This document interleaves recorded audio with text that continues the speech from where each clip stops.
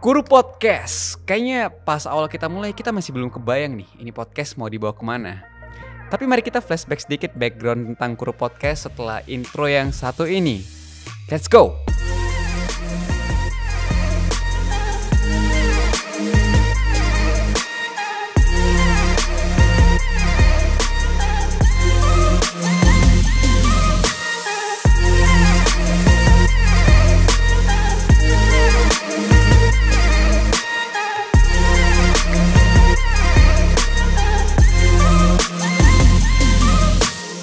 Episode ke-21. Gak kerasa banget kan kalau kita udah bikin 22. podcast nih hampir 5 ya? bulan. Gimana? Ini Episode 21 nih kemana? pas kita nge-record ini tuh episode ke-21. Oh, Yang baru di oke, post oke. minggu lalu itu kan episode 20. Nah, Ha-ha. episode ini tuh episode yang ke-21. Udah hampir 5 bulan loh. Udah 5 bulan. Oh iya. 5 benar-benar. bulan kita bikin podcast ini. Belum plus persiapan-persiapannya ya? Iya, sebelum kita bikin podcast ini kita adalah pre-recording yang wadidaw. Super kacau. Tapi gimana Ci? Perasaan lu setelah 5 bulan ini ngerjain podcast bareng gue? Ada kesan atau pesan gitu nggak? Yang gue rasakan pertama kali sih kita berdua bertumbuh ya, Har. Kerasa banget sih. Kayak dari Bertumbuh. awal separah apa episode 1, episode 2 kesini. Ya kita melakukan banyak kesalahan lah. Terus kita the Yeah. road is very bumpy juga. Iya. Tapi kayaknya yang beda adalah kemampuan kita untuk menyampaikan sesuatu dengan lebih jelas ke orang itu lebih baik sekarang. Iya, Terus iya. juga Terutama di gue sih, karena kalau lu kan kalau kan ilmu komunikasi kan, lu belajar ilmu komunikasi kan. Kalau gue kan basicnya nggak ada komunikasi, jadi gue masih harus banyak belajar. mungkin ya gue merasa juga itu. Mm-mm. Terus yang gue rasakan adalah makin kesini gue udah nggak lagi peduli soal angka sih, Har. Angka. Gue itu kerasa banget sih. Itu yang gue rasain banget. Atau mungkin karena gue udah bikin konten lama banget juga ya. Mhm. Gue tuh selalu dibilangin sama konten-konten kreator yang udah lama, bukan gede itu kan agak subjektif ya. Iya. Tapi kalau udah lama itu kan udah ada tahunnya nih. Mhm. Mereka selalu bilang jangan jadikan angka untuk kamu bikin konten karena nanti kamu jadi aneh. Dibilang gitu. Kontennya tuh jadi kualitasnya tuh jadi aneh, kamunya jadi aneh gitu. Dan akhirnya kamu ditinggalkan orang dan tidak pernah dilirik lagi karena kamu terlalu mengejar sesuatu yang salah gitu dia bilang. Makanya tapi itu itu- aku tanemin banget. Tapi itu juga Kenapa? banyak obrolin sama YouTuber yang lama banget loh. Kayak misalnya Panji Pragiwaksono, Mm-mm. terus Om Deddy Kobuzer. Mm-mm. Tapi Om Deddy Kobuzer banyak sih subscribernya. Oke, Tapi harusnya kalau Raditya orang Dika sebesar dia juga. kayak 50 juta ya. Raditya Dika juga. Oh, dia bilang gitu juga. Raditya Dika itu kan salah satu YouTuber paling awal-awal Terlama. banget. Dia kayak udah melewati beberapa fase kehidupan YouTuber gitu loh. Tapi dia masih survive sampai sekarang. Ya karena dia ngerjain apa yang menurut dia suka. Karena dia nggak ngejar angkanya. Tapi dia ngejar apa yang dia suka, dia kerjain. Ya dia ngepost gitu aja. Makanya it keeps going. As he grows, he keeps going. Gitu. Iya ya. Itu ya aku yang kerasa banget. Karena gini, aku kerasa perubahannya tuh cepet banget di gua ya. Kayak dalam 5 bulan ini meskipun terlihat kayaknya lama, kayaknya sebentar, terserah gimana kalian menilai. Tapi perubahan yang gua rasakan tuh cepat sekali. Jadi awal-awal tuh kan kita kayak Perubahan ngejar apa? gimana ya. Perubahan apa tuh yang paling lu rasakan? Dari lu? Perubahan terhadap tanggapan orang akan apa yang gua ciptakan. Emang tanggapan orang tentang apa yang bakal lu lakuin apa emang? Tentang ini? Gini, dulu tuh karena kan gue juga bikin konten nih. Kalau tuh konten gue tuh kan bener-bener heartful gitu loh. Bukan berarti ini nggak heartful Sebelum ya, tapi bikin Kuru Podcast ini ya, lu kan maksudnya untuk listeners yang belum tahu. oh, oke. Sebelum bikin Kuru Podcast nih, Ci Vivi ini udah bikin konten dari sebelumnya, konten di Instagram, bikin podcast juga. Gue udah bikin sendiri kan. Dan itu tuh kan bener-bener as in hobi yang gue suka banget gitu. Nah, sehingga ketika ada ya karena gue bikin grup juga kan, sehingga gue benar-benar feel connected to people di sana gitu. Terus ketika mereka punya keluhan, ketika mereka punya masukan tuh benar-benar masukannya tuh yang benar-benar pakai hati gitu loh, Har. Mereka tuh kayak boleh nggak kalau nanti kayak gini supaya aku lebih bisa ngerti. Terus misalnya kata-kata kayak gini, Minta gini. dibahas Dan ini. gue bener-bener Dan gue bener-bener evolve-nya tuh di situ tuh lambat tapi dalam gitu. Karena tapi karena kalau lo mencoba untuk memahami apa yang dia rasakan, terus pengen memberikan pandangan lo ke dia. Untuk memberikan sesuatu pada dia gitu. Nah, bukan berarti di podcast ini kita nggak memberikan apapun ya, justru Iya, sebaliknya. iya. Tapi Kita mencoba meng-share apa yang kita tahu dan berdasarkan pengalaman kita. benar. Dan itu segenuine itu kita kan berusaha untuk Iya. ngasihnya gitu. Tapi yang paling beda adalah karena mungkin di TikTok ya. Aku merasa TikTok itu ya karena itu 1 minute video ya. Basicnya kan short video lah. Ya sekarang 10 menit sih, tapi maksudnya short video gitu. Sehingga tanggapan orang itu kayaknya orang tuh ya sambil lalu juga gitu. Ada juga yang sampai sebegitu thankful misalnya, atau misalnya kayak sebegitu mencurahkan perasaannya kan itu kan batasan komennya kan ada karakternya sampai berapa kali reply itu ada gitu juga. Sampai bikin thread di komen ada juga. Tapi kebanyakan aku menyadari bahwa ternyata kayak Raditya Dika bilang, kamu tuh boleh komen apapun yang kamu mau dan aku boleh memilih apakah aku mau mendengar atau enggak gitu. Dan itu yang berubah banget di gue sih ya, dari cara bukan berubah ya. Jadi gue memisahkan aja, kalau di konten yang ini orang tuh nanggepinnya seperti ini, kalau yang di sini kayak gini, sehingga gue belajar banget sih di situ. Itu sih yang beda banget ya dari gue. Makanya gue lebih santai kan nanggepin komennya, kayak kalau ada yang bercanda gue bercandain, kalau ada yang kayak kalau ada yang marah-marah lu satirin balik, malah tambah sebel dia kan gitu. Tapi kalau ada yang serius ya gue jawab serius beneran juga. Tapi flashback sedikit nih di awal-awal ketika gue nawarin lu ngajakin podcast nih. Kenapa lu mau nerima ajakan gue? Apa yang bikin lu tertarik untuk bikin podcast sama gue? Podcast inilah. Gue tidak tahu apa yang aneh di gue ya Har. Tapi gue tuh sangat bahagia untuk melihat orang bahagia melakukan apa yang dia sukai. Lu bahagia ketika melihat orang lain bahagia mengerjakan sesuatu yang mereka sukai. Maksudnya gimana tuh? Karena ngelihat guenya. Ngelihat siapapun gitu. Oke. Termasuk ya nanti ke kamu. Maksudnya apa ya? Karena perjuangan terbesar dalam hidup gue sejauh ini adalah gue tuh selalu melawan apa yang gue mau. Gue selalu takut melakukan apa yang gue mau. Melawan dan ketika apa yang gue mau. Oke. Melakukan apa yang gue mau gitu. Karena kan gue kan suka nulis gitu, tapi kan gue merasa gue tuh tidak berhak menjadi penulis gitu. Gue merasa I don't deserve gitu, sehingga gue melawan itu terus kan. Dan ketika akhirnya gue memutuskan untuk gue pingin mati sebagai penulis gitu, itulah dimana gue merasakan kebebasan dan kebahagiaan yang full. Dan gue pingin orang merasakan itu juga. Itulah kenapa setiap kali ada orang yang komen di Instagram gue, dimana perubahan mereka tuh ekstrim banget. Dari yang mulai ada orang yang sakit punggung udah sekian lama, terus dia baca-baca konten gue, terus dia mulai pelan-pelan yoga, terus kamu tahu dia sekarang bisa handstand. Anjir, kayak dokter aja lu. Kayak dokter aja lu. Tapi kan maksud gue tuh gini, gue tuh suka melihat perubahan kecil, sesuatu gitu loh. Dan dia mulai dari perubahan kecil. Dan meskipun itu membuat gue merasa merasa bermanfaat, layak untuk dijalani. Bermanfaat. Dan bermanfaat karena kan gak menurut lo? Kan dia selalu bilang gue bermanfaat ya, tapi gue takut pada title itu. Oke. Kenapa takut? Maksudnya takut gimana? Gue takut kalau gue merasa bahwa gue baru bermanfaat ketika hidup gue bermanfaat untuk orang lain, akan jadi bumerang buat gue gitu loh. Jadi gue lakuin aja apa yang gue percaya bagus, bener, sisanya mereka yang menilai gitu. Jadi bumerang itu maksudnya lu jadinya pengen terus bermanfaat dan memaksakan supaya lu pengen terus bermanfaat bagi orang. Padahal kan gue nggak bisa kontrol itu ya. Yang bisa kontrol kan apa yang gue lakuin aja. Nah, sebenarnya kita kan ngobrol udah lama kan. Maksudnya kita kan connect-nya nggak cuma langsung aja, Ci ayo podcast. Iya. Ya kita kenalnya juga udah lama. Kita kenalnya juga udah lama. Dan lu kan udah sering minta gue ngajarin lu nulis kan gitu. Iya. Dulu gitu. Somehow, tapi gue tahu bahwa nulis itu sesuatu yang sangat spesifik sih Hari.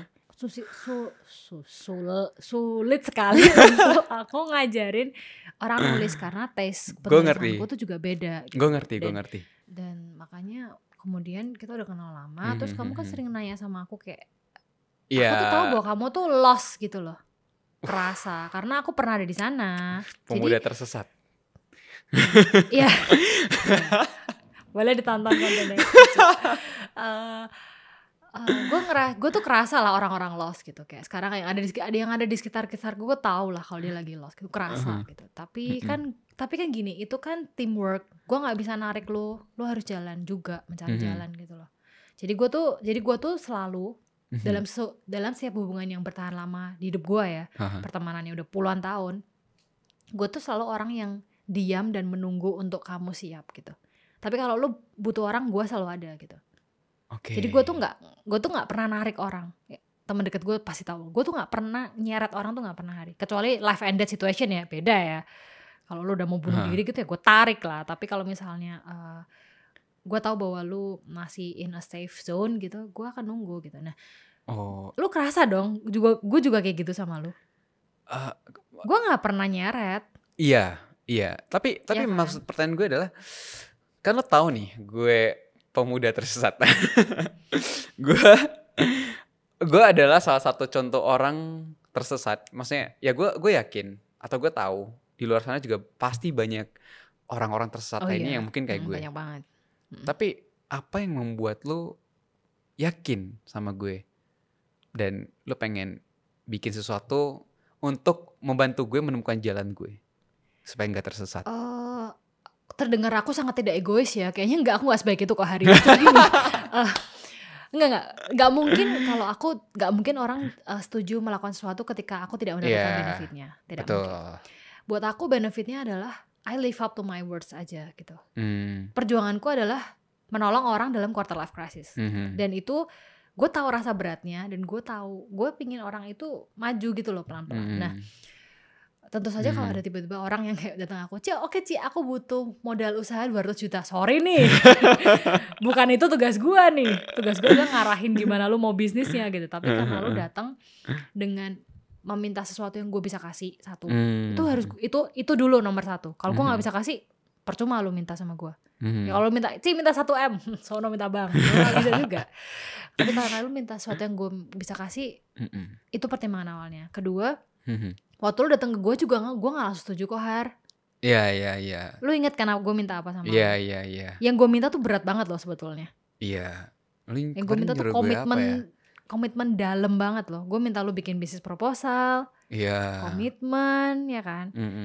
Dan itu sebenarnya adalah tes gue untuk lu nanya ke diri lu sendiri seberapa lu mau. Seberapa yakin gue mau ya? Iya, karena kalau lu udah yakin, ya gue selalu siap untuk menolong gitu. Maksudnya kayak bukan menolong ya, untuk jalan bareng lah. Nolong tuh lebay banget. Nolong tuh kayak memapah gitu, kayak untuk jalan bareng lah gitu. Karena kalau lu nya nggak jalan, gue nggak bisa. Karena lu nya udah mau jalan. Jadi alasan terbesar gue mau adalah karena gue seneng lihat orang bertumbuh, Har. Tapi pada awalnya lu itu ada ekspektasi nggak? Kira-kira podcast ini lu mau ngarahnya kayak gimana? Atau ada satu goal tertentu nggak untuk podcastnya? Enggak. Gue cuma mau setiap episodenya ada sesuatu yang disampaikan. Kalau nggak ada yang nonton, gimana? Ya tentu saja. Oke, ini lucu ya. Waktu kemarin ke Bali. Ya lagi. Bentar, cerita Bali ini menurut gue seru banget sih. Cerita lu ke Bali menurut gue seru sih. Anjir, gue jadi pengen ke Bali kalau gitu ya. Gue juga merasa kok kemarin gue di reset gitu ya. Cuma ke Bali doang loh. Waktu kemarin ke Bali, di hotel itu setiap malam itu ada live music yang dinyanyikan oleh penyanyi yang gonta-ganti gitu. Oke. Jadi kayaknya local pride gitu. Oke. Suaranya bagus banget. Aku tidak menikmati karena aku udah capek aja gitu. Maksudnya ngantuk kok di situ malu juga kan gitu. Tapi kemudian pacarku tuh sempat ngomong, so sad, no one's watching gitu. Terus kamu tau nggak? Waktu dia ngomong itu, aku ngomong, aku rasa mereka, ya pasti ada kesedihan di mana kayak, pasti lebih senang kalau rame gitu. Tapi ngelihat bagaimana mereka nyanyi ya, gue gak merasa mereka sedih loh. Oh iya. Karena gue bisa karena menurut gue penikmatnya tuh bisa kerasa bahwa nih penyanyi tuh niat apa enggak gitu loh. Oke. Iya, nangkap. Kalau penyanyinya ogah-ogahan kan lu kerasa kan. Iya. Tapi kemarin tuh gue bener-bener dengerin seseorang yang ada dalam dunianya sendiri gitu. Asmara telah terkali. Gua gak siap sih dia. Lu jangan masuk dunia lu sekarang deh, nanti ya. Tapi waktu itu ketika pacar gue bilang, dia ngomong, dan gue jawab adalah, kayaknya kebahagiaan terbesar tuh tidak datang dari seberapa banyak yang nonton, tapi seberapa bagus lu nyanyi gitu. Oke lah, Kata pacar itu lo? Kata cowok lo? kata gue. Oh, kata lo. Tau gue tapi ngomong kayak, ya pasti you must be happier if more people watching gitu. Iya. Gue jawab, for some short time. Lu tau gak Oke. kenapa gue jawab gitu? Kenapa? Itu adalah apa yang gue belajar dari TikTok kita, Har. Karena naiknya cepet, terus melandainya juga cepet gitu. Iya, Happiness-nya naiknya itu cepet, terus naik turunnya instan. tuh fluktuasi sekali, dan Happiness-nya itu sesaat. ternyata gini, ternyata yang aku rasain ya, Har, di yang view-nya banyak, komentarnya tuh shallow, apa tuh bahasa Indonesia? Dangkal. Gitu-gitu aja gitu, kayak wah apa gitu. Tapi yang di view-nya sedikit, komentarnya tuh ada yang deep banget loh. Yang view-nya tuh bahkan barely 1,000 gitu misalnya awal-awal ya. Itu komentarnya ada yang kayak ya deep banget gitu. Jadi gue belajar gini ya, gue jadi semakin percaya bahwa ternyata jumlah, angka dan segala macam itu memang enak dibanggakan, bisa dijual gitu. Tapi kalau lu tadi nanya sama gue, gimana kalau nggak ada yang nonton? Ya kita harus bekerja keras sampai kita mendapatkan apa yang kita mau. Kalau misalnya yang dimau adalah impact untuk membuat, ya kan lu datang ke gue karena lu pengen membuat hidup lu ada artinya dan hidup orang ada artinya gitu kan. Setuju. Ya pertama fokus dulu ke lu dulu. Kalau kemudian impactnya lu pengen lebih besar, kita harus bekerja keras ke sana. Oke, gue jadi punya pertanyaan nih. Menurut lu nih, kalau misalnya misalnya lah, anggap kita ngerjain ini, gue ngerjain ini, kita ngerjain ini. Tapi to the point dimana misalnya kita udah ngerjain ini selama 2-3 tahun. Tapi viewsnya cuma segitu-segitu aja, nggak ada growth, nggak ada apa-apa, jauh lah dari kata berhasil. Tapi gue pengen terus melakukan ini terus.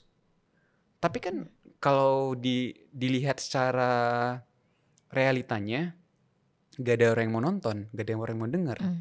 Kata orang kan, pasti komentar orang kan, ini harusnya harusnya lo mengganti strategi lain, atau mungkin ini bukan jalan lo harus mencoba hal yang lain, jangan buang-buang waktu lo hanya di sini, lo harus mencoba yang lain dan bla bla bla bla bla dan sebagainya.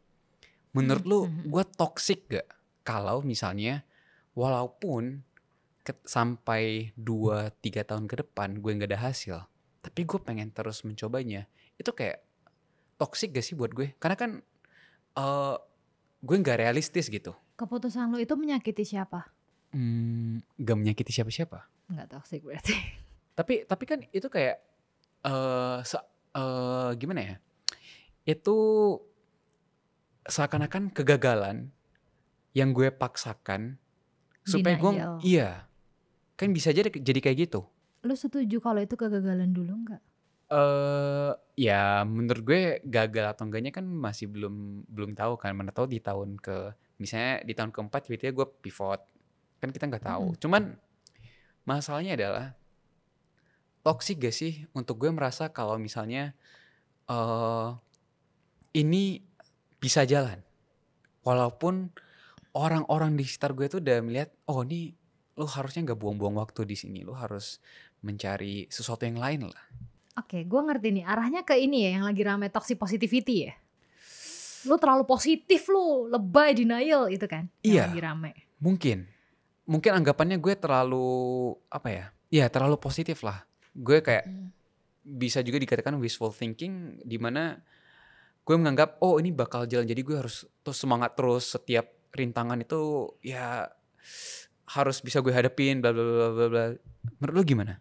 Menurut gue ada 2 hal. Nomor 1 terkait sama pertanyaan lu tadi. Pertama, kalau lu merasa, jangan nanyain opini orang dulu. Menurut lu gagal dulu nggak dengan progres yang lu buat gitu loh. Kalau misalnya itu menurut lu gagal, ya baru kemudian keputusan lu apa. Tapi kalau lu cuma merasa itu adalah sebuah progres, ya apapun yang orang bilang harusnya nggak mengganggu lu dong gitu. Oke. emang progresnya lambat gitu, ya udah gitu. Berarti kan orang bilang harusnya lu misalnya harusnya di umur 35 lu udah punya anak 2. Kan beda loh. Kan ngerti ya? Iya, iya, Maksudku iya. kayak kan patokan tiap orang beda-beda gitu loh. Kalau lu Iya. misalnya di umur 35 adalah progres lu untuk beli rumah, ya udah aja gitu. Mau orang bilang apa kan nggak ada masalah dong seharusnya. Ya kan? Nah, makanya kan patokannya dulu ini dulu kalau misalnya tidak berdasarkan fakta, maka tadi aku nanya dulu apakah kamu menyakiti orang, apakah keputusanmu itu secara berdampak buruk pada orang lain. Kalau misalnya tidak dan hanya masalah progres dan hanya masalah judgement orang, maka tidak usah didengarkan. Dan aku harus terus jalan terus. Ya kan, kalau enggak kamu ngapain dengerin dia, kamu berhenti untuk sesuatu yang tidak kamu yakini salah gitu loh. Kan hidupmu mau kemana? Ngerti gak? Kan orang hidup kan berdasarkan melakukan apa yang dia yakini benar nih. Ya kan, kemudian apa yang kamu yakini benar di-cut sama orang, dipaksa bahwa itu salah. Terus kamu kemana? Jadi apa bedanya tindakan aku yang terus ingin mengejar apa yang aku mau dan belum tercapai dengan toxic positivity yang lo bilang tadi? Nah, yang kedua, toxic positivity itu tadi adalah, toxic positivity itu kita balik by definition dulu ya. By definition di banyak banget, aku sebenarnya cukup tertarik sama toxic positivity karena aku habis nulis soal itu. Kenapa tuh? Aku riset banyak banget. Aku kalau bilang banyak banget tuh lebay ya. Oke lah, aku baca sekitar 10-15 website yang kredibel ya. Juga baca beberapa jurnal, 2 sih sebenarnya. Tapi jurnal kayak ini nih, apa hari yang terkenal tuh? Scopus. Waduh, gue gak tahu. Kalau kalian tahu Scopus itu salah satu indeks jurnal yang terbaik gitu. Aku baca, intinya sama. Inti dari definisi toxic positivity itu adalah, kalau ada yang bingung nih ya, toxic positivity itu apa sih gitu sebenarnya? Iya, apa itu? Kata kuncinya adalah denial akan negative emotion yang sebenarnya terjadi, sehingga yang benar-benar terjadi loh ya, jadi secara fakta itu terjadi, sehingga orang itu tidak menyelesaikan masalah yang ada pada dasarnya. Contohnya? Aku ulang dulu nih. Oke, boleh. Jadi denial, jadi kamu menolak keberadaan perasaan negatif atas sesuatu negatif yang benar-benar terjadi, sehingga dasar dari hal negatif ini terjadi tidak pernah benar-benar diaddress isunya. Gak pernah diselesaikan. Itulah disebut toxic positivity. Jadi positif itu adalah apa yang kelihatan di permukaan, jadi kayak happy, always cheerful gitu, tapi bawahnya toxic. Oke, apa bedanya dengan kasus gue yang tadi? Kan di permukaan kan gue terlihat seperti orang yang punya big dreams, mengejar sesuatu. Apa bedanya dengan toxic positivity tadi? Gini Har, bedanya adalah ketika kamu berjuang, you know you are not okay. Ketika gue berjuang untuk ya kan, untuk menuju apa yang gue mau, untuk reach apa yang gue mau, I'm not okay. Lu tahu bahwa belum tercapai gitu kan, memang belum tercapai gitu. Lu level headed gitu loh, emang belum tercapai, gue dalam progress gitu loh. Lu nggak denial akan progress yang belum tercapai itu loh, ngerti nggak sih? Lu nggak denial kan? Lu nggak tiba-tiba bilang enggak, gue udah sukses lah, kan enggak toh. Lu bilang bahwa lu mengakui bahwa iya emang belum tercapai, ya gue makanya berjuang gitu. Bedanya kalau gue gak mengakui? Kalau lu gak mengakui, lu tidak akan berjuang lebih besar. Lu akan merasa, oh ya ini udah bagus, gak apa-apa, emang gak ada yang nonton, gak apa-apa, mereka gak tahu tesnya mereka jelek. Iya, berarti bisa dikatakan kayak gak making progress ya? Tidak address di isunya tadi loh. Apa yang membuat lu tidak mendekati apa yang lu mau, apa yang membuat lu bahagia gitu. Nah, dan yang paling penting adalah ini, damage-nya tuh real apa enggak dulu. Damage ke? Gini, jadi untuk menyebut sesuatu toxic tuh kan lebay ya. Maksudku bukan lebay, itu berat gitu loh. Heavy word lah toxic gitu. Kayak hatred gitu loh. Nah, untuk menyebut itu toxic, pertama, kalau tindakan lu untuk misalnya melanjutkan apa yang lu mau tadi, misalnya membuat istri lu gak makan, anak-anak lu gak sekolah, terus keluarga lu jual rumah gitu. Ya baru kemudian damage-nya kan bisa dihitung nih. Secara kasat mata itu korban-korban yang lu jatuhkan tuh berapa? Collateral damage. Iya. Tapi kalau kemudian dengan lu mengejar ini tapi lu tetap melakukan apa yang harus lu lakukan, ya kemudian apa damage-nya? Selain misalnya lu kurang tidur, gitu-gitu kan sesuatu yang bisa lu tackle kan. Berarti yang Nah, tapi beda. Mhm, kalau toxic positivity, mhm. aku kasih contoh paling nyata ya. Apa tuh? Analoginya nih. Apa tuh? Lu pasti semua relate lah. Apa tuh? Oke, apa tuh? Di kondisi ini, 2 teman terdekatku, salah satu Mhm. dari 2 teman terdekatku. Salah 2 dari 2 teman terdekatku karena sakit semua nih. Yang satu itu sakit parah, yang satu sakit aja gitu. Nah, yang satu ini gini, dia itu selama ini aku udah selalu bilang, istirahat, you overwork. Oke. Like, itu tuh clear di mataku gitu. Oke. Tapi buat dia tuh kayak enggak apa-apa kok, aku nggak apa-apa gitu. Oke. Buat aku nih, di mataku dia toxic positivity buat dirinya sendiri. Lah. Tapi kan kemudian aku nggak berhak dong menentukan dia toxic buat dirinya sendiri, Haha. ya kan? Yang berhak menentukan dokter, ya. Sekarang dia di opnam nih ya. Dokternya bilang kayak, kamu tuh gila ya kerja kayak gitu ya. Nggak ada orang sanggup nggak ada badan yang sanggup dikerjain kayak gitu. Ini Orang tuh istirahat tuh tetap nggak tergantikan gitu. teman lu ini teman gue juga gak? Iya. Cuman gue nggak sebut nama untuk kebaikan dia aja. Oke. Terus. Iya itu makanya gue tuh. Oh, jadi dia sadar, toxic positivity. dan dia sadar bahwa di titik sekarang dia udah sadar bahwa dia bahkan ngomong gini, gue malu sama diri gue sendiri karena gue udah di umur segini dan gue tidak sanggup menjaga my well-being gitu. Tapi maksudnya kenapa toxic positivity? Kan dia harusnya bukan denial untuk menyelesaikan masalahnya, tapi menurut dia itu bentuk pengorbanan dia supaya dia bisa berprogres. Kenapa itu toxic? Itulah dimana, nah gini, kita bedah dulu ya. Toxic positivity kan tadi pertama denial akan sesuatu yang nyata negatifnya, yang menjadi akar permasalahan kan. Sehingga lu tidak menyelesaikan akar permasalahannya. Iya. Nah, pertama dia denial bahwa orang butuh istirahat dulu nih. Oke. Ya kan? Bahwa orang butuh some certain amount of rest untuk dia berfungsi dengan baik. Oke. Itu dia denial dulu. Kayak enggak lah Ci, ada kok orang yang bisa cuma tidur berapa jam gitu. Oke. Dia ngebandingin sama Nikola Tesla ya? Gue nggak tahu lah sama siapa lah, terserah lah. Pokoknya kalau lagi gitu tuh udah nggak bisa dibantah lah. Oke, ya udah. Oke. Karena kan nggak ada bukti nyata nih, gue juga nggak bisa kan ngomong kayak enggak pasti bentar lagi lu sakit gitu. Ngapain gue nyumpahin teman gue sendiri gitu kan. Terus kemudian yang tidak diadres adalah isunya tidak diadres itu bahwa kantor tuh tidak akan ada habisnya. Tuntutan kantor. Lu bisa memberikan apapun yang lu bisa, lu bisa melakukan apapun yang lu mau, tapi kalau lu sakit, itu tuh sesuatu yang lu nggak guna buat kantor, ngerti nggak? Lu tuh bisa digantikan kapan saja oleh kantor kalau lu sakit gitu. Oh, jadi dia. Tapi lu mendinai kenyataan itu. Jadi dia berusaha sangat keras demi untuk kelihatan bagus di kantornya, atau gimana? Maaf nih teman kita, gue beneran nggak tahu. Jadi iya, tapi semua orang pasti gitu. Iya, gitu kan. Pasti dia harus dong. Kita harus bekerja keras dong. Pastinya kita harus kerja keras. Nah, cuman kenapa kerja keras itu jadi toxic positivity? Makanya gue bilang, untuk kita bilang toxic, itu kan harus ada suatu bukti nyatanya kan.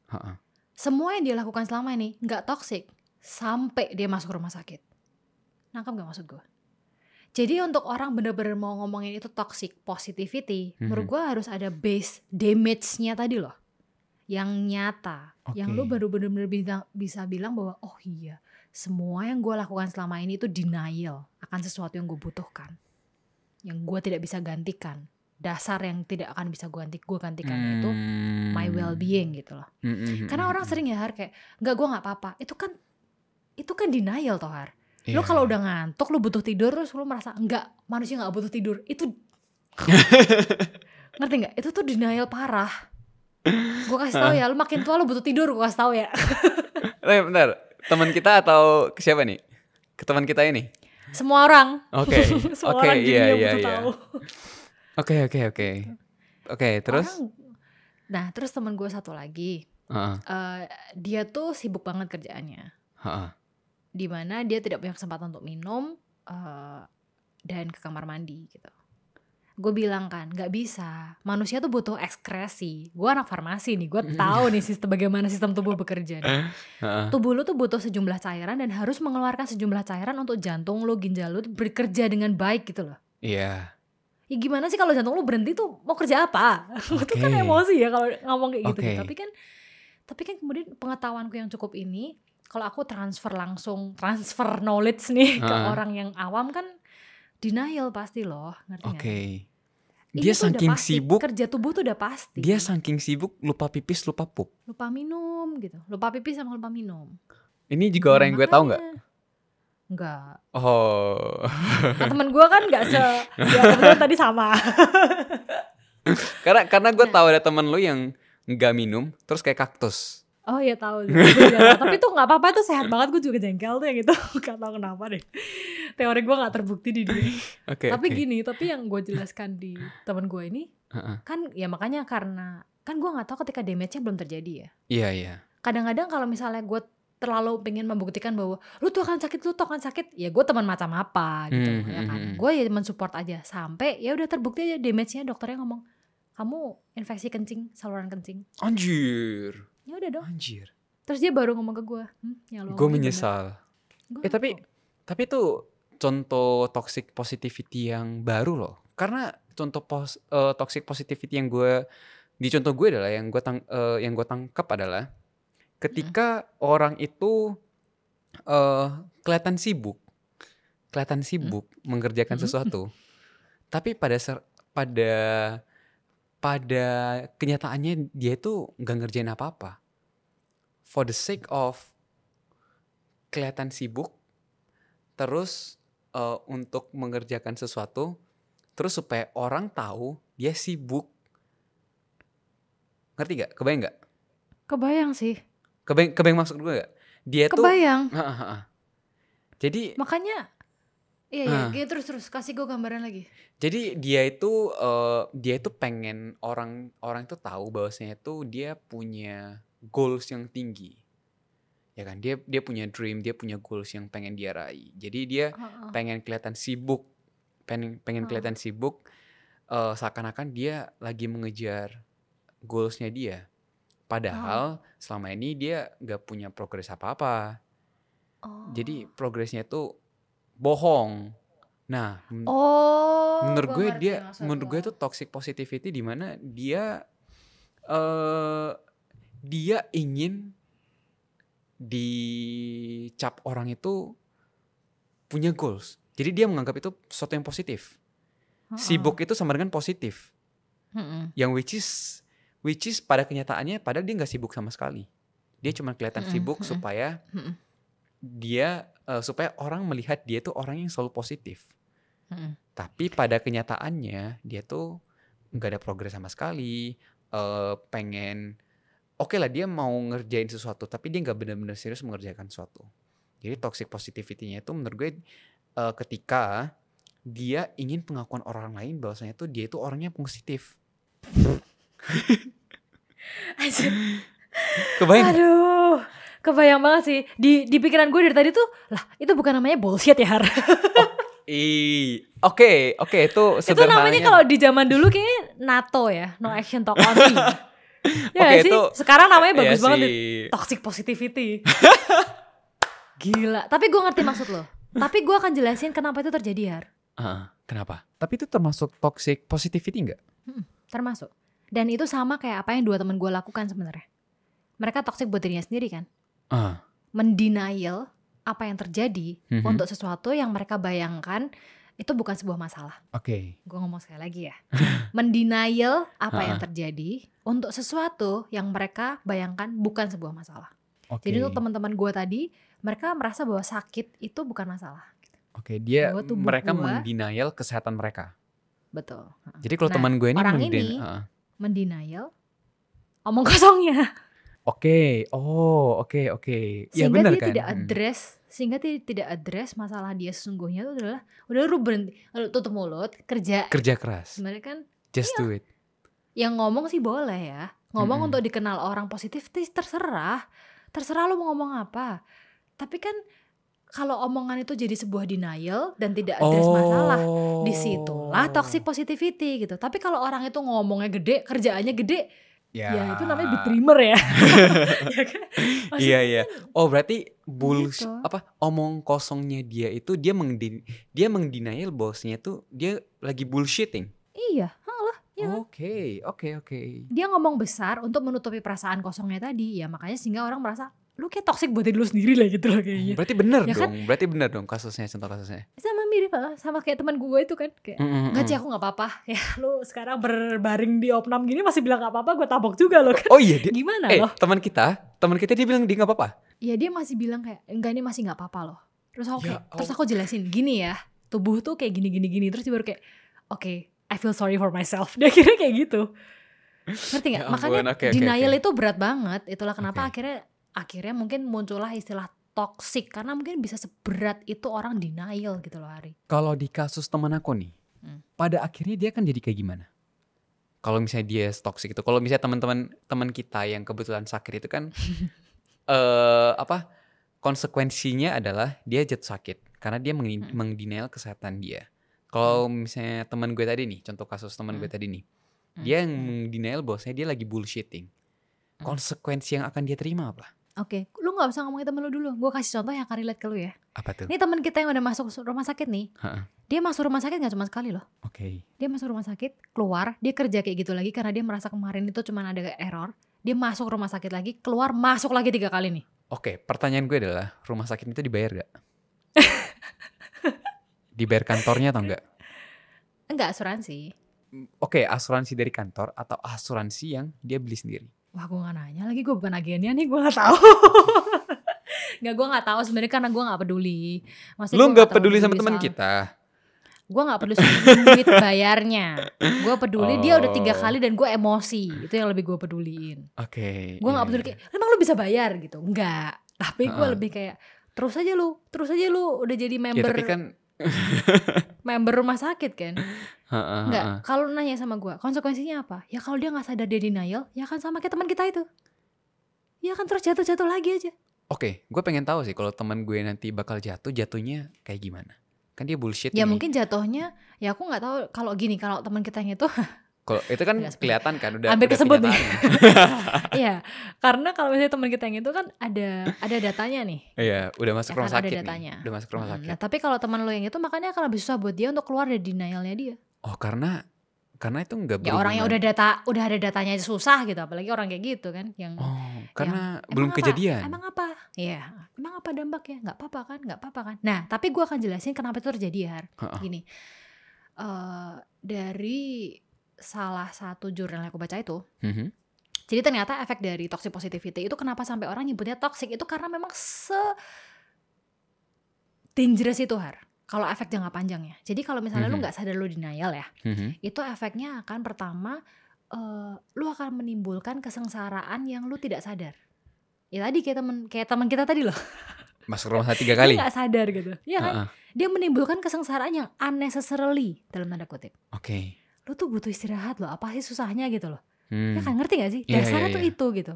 Berarti kan orang akan bilang itu unnecessary loh. Penyelesaiannya tuh tidak sesusah itu gitu. Oke. Lo akan menimbulkan itu. Nah, tapi ketika lo masih mendinai itu juga akan muncullah ke subconscious lo, bahwa kemudian kalau teman kita itu ya, bahwa oh ternyata enggak kok, gue tuh misalnya dia merasa kayak enggak apa-apa, gue enggak apa-apa. Dia akan merasa bahwa loh kok gue tapi masuk rumah sakit terus ya, enggak apa-apa. Gue berarti ada yang salah di misalnya, oke, gue harus Time management. makan vitamin ini, suplemen ini gitu.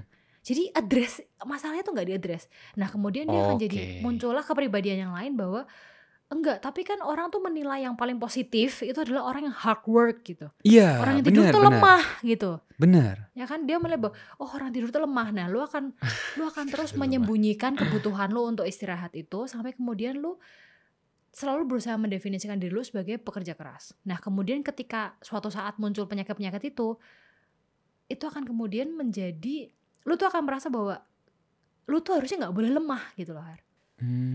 Kelemahan itu bukan bagian dari diri lu gitu. Jadi lu akan denialnya jadi selalu akut ya. lu akan selalu mendinai apapun hal negatif, apapun hal yang lu rasa negatif. Ataupun yang dikatakan orang negatif. Karena lu terlalu sibuk melabeli apapun yang lu rasakan tuh positif dan negatif. Ngerti gak? Itulah kenapa orang nyebut itu toxic positivity. Karena lu terlalu sibuk untuk melabeli, oh ini positif, oke punya gua. Oh ini negatif, enggak ini punya orang. Gua gak punya negativity gitu. Oke. Dan parahnya adalah lu akan menyembunyikan itu ke bagian subconscious lu, di mana lu merasa lu harus selalu bekerja keras. Karena itu adalah bagian dari identitas lu. Dan lu udah, kemudian kalau itu udah terjadi, lu udah gak tahu lagi caranya istirahat, lu udah gak bener-bener tahu bahwa manusia tuh butuh istirahat, ngerti gak? Itu separah itu, itulah kenapa orang bilang itu toxic positivity. Akhirnya hubungan sama diri lu sendiri rusak. Ya dong. Itu yang jadi itu yang bisa mempengaruhi kesehatan mental kita juga gak sih? Iya, ya iyalah. Ya tadi gue jelasin itu udah pasti rusak mentalnya lah. Karena bahkan membedakan yang positif dan negatif aja udah nggak bisa. Iya, karena ranah fakta dan ranah perasaan aja udah nggak bisa dibedain loh sama dia. Ranah fakta manusia butuh tidur. Ranah perasaan dia merasa dia bekerja keras. Ini nggak ada hubungannya loh. Nggak maksud gue. Pekerja keras juga butuh tidur gitu loh.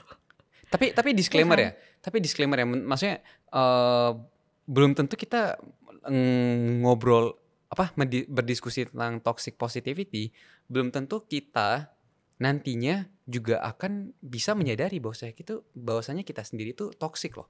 Oh iyalah, gue ngomongin diri gue sendiri juga kok.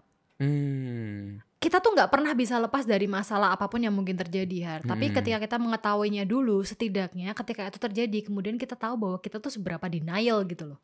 Itu dulu yang. Jadi tuh kalau bisa lebih sadar ya. Kalian juga pasti. Kalian udah juga dong, bukan berarti sadar. bebas dari itu. sorry intermezzo, sorry. Oke, sorry. Apa tadi, lupakan blank tiba-tiba.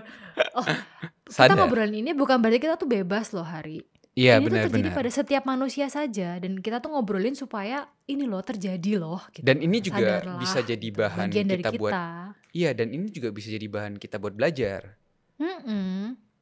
Dan karena tadi ya, kembali lagi satu lagi, ketika hubungan sama diri lu rusak gitu ya, yang menyusul setelahnya adalah hubungan sama orang di sekitar lu rusak. Itulah kenapa orang nyebut itu sampai namanya toxic positivity. Karena aku pikir kan gini ya, orang sedikit-sedikit sekarang toxic positivity. Kupikir tuh kayak itu cuma label-label. Tapi ketika beneran gue baca, anjir, beneran toxic sih gitu loh. Maksudnya bener-bener sampai bisa sedamage-nya tuh sampai segitunya, sampai bukan orang hanya tuh akhirnya damage-nya itu bukan hanya ke diri sendiri, tapi sampai ke orang-orang sekitar. Iya, karena orang-orang sekitar tuh merasa ya kayak lu tadi, ini orang kayaknya ngomong doang deh, ngerti kan? Makanya gue tadi ngomong, jawaban gue akan langsung relate ke jawaban lu. Karena lu merasa enggak nih orang bohong nih, enggak nih orang ngomong kosong nih. Bullshit. Pada akhirnya apa? Lu nggak punya trust ke dia. Iya. Apapun yang dia omongin, lu akan base-nya ke trustnya tadi. Nih kosong, nggak usah dengerin gitu. Benar-benar. Dan ya akhirnya ketika misalnya dia beneran ngomong beneran, terus lu nggak percaya, terus dia merasa disakiti, terus kemudian hubungannya jadi gitu kan. Gitu ya, makanya itulah kenapa toxic positivity semenakutkan itu, karena pertama ngerusak, karena pertama membuat lu menderita tanpa alasan, kemudian membuat lu bingung lu tuh siapa, hubungan lu sama diri lu sendiri hancur gitu ya. Sama terakhir, ya lu akan ditinggalkan orang-orang sekitar lu, karena gak ada orang yang mau connect sama orang yang selalu bahagia, tak kasih tahu ya, gak ada. Semua orang pengen bahagia dong. Tapi gak ada orang yang percaya bahwa ada satu manusia di dunia selalu bahagia. Ketika kita melihat orang seperti itu, kita merasa kita gak akan bisa trust sama orang ini, karena orang ini juga gak real. Ngerti gak maksudnya? Iya, palsu ya. Menarik sih. Tapi ini last question ya dari aku ya. Gimana caranya kita tahu bahwasanya kita tuh lagi toxic nih, kita lagi mempraktekkan toxic positivity itu sendiri. Gimana caranya kita bisa sadar? Tanpa, kan tadi teman kita itu kita kasih tahu kan, udah kita kasih tahu dia denial lagi. Tapi gimana caranya kita nge-prevent itu? Jawabannya adalah gimana caranya kita tahu by experience, by making mistakes. At least, karena kita nggak pernah tahu. Gue kasih lo jawaban yang pasti lo lebih ngerti gini. Karena tadi gue bilang, lo nggak akan pernah bisa membedakan mana yang disebut lo malas bekerja sama lo lagi denial bahwa lo nggak butuh istirahat. agak susah nih, ngerti gak? Kayak teman kita itu, tapi nanti gue disebut males gitu. Satu lagi, tapi kan gue butuh istirahat gitu. Maksudnya lu tuh bingung, lu tuh lagi yang mana. Itu susah. Dan makanya gue bilang, untuk lu bener-bener bisa nyebut itu toxic positivity, damage-nya itu harus bener-bener lu rasain sakitnya sampai lu bisa belajar gitu. Itulah kenapa kita gak akan bisa lepas, Hari. Kita pasti terjadi sama kita. Oh berarti bener harus kena resikonya dulu ya? Ya karena siapa sih yang bisa ngasih tahu lu kapan lu harus istirahat gitu loh, Hari. Siapa yang bisa mengimprint pikiran itu ke otak lu, berapa jam lu butuh tidur, berapa itu lu, will you buy the idea gitu? Kan enggak, lu harus tahu dulu rasanya. Tapi yang menjadi masalahnya adalah ketika kita tahu bahwasanya kita udah kena impactnya, kita itu ya harus sadar, jangan denial lagi. Ya itu dia. Makanya tadi kita ngebahas ini itu supaya ketika lu kena rasa sakitnya, lu tuh tahu apa yang harus diambil maknanya dari situ gitu loh. Harus sadar. Iya, ya jangan sampai, ya sebisa mungkin kita membantu orang untuk lebih cepat sadar sehingga damage-nya tuh minimum gitu loh. Pasti kan setiap mistake yang kita buat, setiap decision yang kita buat kan pasti ada konsekuensinya, ya kan? Benar. Itu kan tidak terlepaskan gitu. Sehingga kemudian kalau misalnya, ya kan sebisa mungkin kalau ternyata gue salah nih ngambil keputusan, damage-nya besar, apa yang harus gue lakukan gitu. Kalau misalnya kita sekarang udah ngobrolin dan lu punya ide soal ini kan, lu tahu, oh gue tuh lagi kemarin tuh ini ya, kira-kira tuh ini, apa yang harus gue lakukan gitu. Dan kalau misalnya lu nanya, terus apa yang harus dilakukan? Kalau yang gue baca dan apa yang gue alami ya dari sejauh ini, karena gue tuh dulu juga ya gue sadar gue toxic positivity dari diri gue sendiri, sehingga gue jatuh sakit berulang kali gitu. Yang gue sadari adalah coba deh jangan terlalu sibuk melabeli apapun yang kamu rasakan itu sebagai hal positif atau negatif, karena emosi itu ya manusia tuh dalam sehari itu bisa merasakan ribuan emosi dan itu datang dan pergi begitu saja. Jadi kalau kita terlalu sibuk melabeli mana yang positif mana yang negatif, kita tuh terlalu sibuk melabeli instead of digesting the emotions gitu loh. Just digest gitu. Menerima realitanya. Kayak ketika ini terjadi, ini yang gue rasakan gitu. Udah itu aja, nggak perlu ketika ini terjadi gue merasa baik sehingga gue manusia yang baik gitu. Tidak perlu emosi itu mendefinisikan diri lo gitu. Misalnya nih, contoh ya, misalnya ketika tiba-tiba views kita tuh ribuan gitu ya dalam 1 menit gitu. Terus kemudian kemudian itu yang terjadi, gue rasa ya gue happy. Tapi bukan berarti gue menjadi podcaster tersukses gitu loh. Ya gue happy, gue happy aja. Kemudian kan ya udah gitu. Tapi kemudian ketika view-nya nggak ada yang nonton, bukan berarti gue tidak berarti hidupnya. Jadi tuh apa yang terjadi dirasakan tapi tidak perlu dilabeli gitu loh. Gak usah terlalu attached dengan itu juga kali ya. Betul, melekat ya jangan melekat gitu. Maksudnya jangan terlalu dinamai sehingga kemudian lu akan lebih merasakan yang namanya self compassion. Manusia dan tuh lebih mudah untuk menganalisis keadaan kita juga gak sih? Lebih level headed. Kalau ini terjadi, ini yang gue rasakan. Lebih sadar. Level headed sadar. Sadar. Jadi sadar. Ini yang gue rasakan. Oke. Ini ya rasanya senang gitu. Ini rasanya kecewa. Tapi ya udah, hidup akan berputar gitu loh. Jadi kalau misalnya nanya caranya gimana, ya kembali lagi sih benernya ya lu passion sama diri lu sendiri gitu. Ya itu gak terelakkan dan pasti terjadi pada kita juga, pasti terjadi sama semua manusia. Tapi sebisa mungkin jangan sampai itu jadi kayak ya tadi yang menghancurkan hubungan lu dengan orang lain gitu. Ya mungkin toxic positivity ini tuh sering terjadi ketika kita lagi bersemangat untuk menuju sesuatu yang kita mau. Kita lagi ngejalanin sesuatu yang kita mau, tapi kadang kita lupa bahwasanya kita itu terlalu positif saking kita lupa bahwasanya sisi negatifnya itu kita mengabaikan itu. Hingga pada akhirnya kita bisa jadi sakit. Kita tidak menyadari bahwasanya kita sendiri itu jatuh sakit karena perbuatan kita sendiri. Ada masalah lain yang lebih dasar loh. Jadi ya mungkin untuk teman-teman kita yang mungkin lagi dalam perjalanannya untuk nge-reach goal kalian, ya tetap kalian juga harus berhati-hati, jangan sampai kalian jatuh ke lubang yang sama. Hati-hati. Paling itu aja buat podcast hari ini, and until next time. Bye bye.